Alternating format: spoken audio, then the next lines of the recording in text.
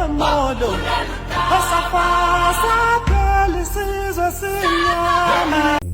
to Zwide Media. If you are new to this channel, please subscribe. Don't forget to like, comment and share. Here's a new video for today.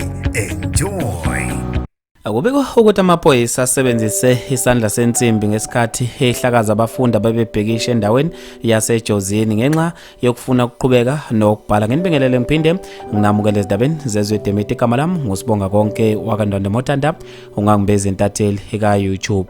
Akubikho ukuthi bakhalelwe ngamasongo kaSigonyela abanye babafundi ngesikhathi betoyiza eJozini namhlanje ekseni njengoba bebetoyizela ukuthi kuqhubeke ukubhala emva kuba othisha babo bebeke phansi amathuluzi.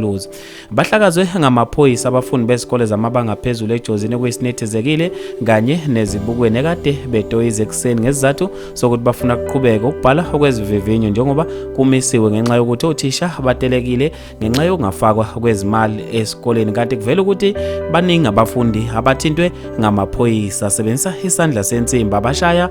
Ngasazi-ke ukuthi ngabe kube yini isizathu salokho, kodwa kube ukuthi abafundi bebebhikisha. Ngaphambi ukuthi ngikhulume kakhulu bafethu, ake ngidedele ivideo uzibonele ungathi uzwe ngentatheli ka YouTube.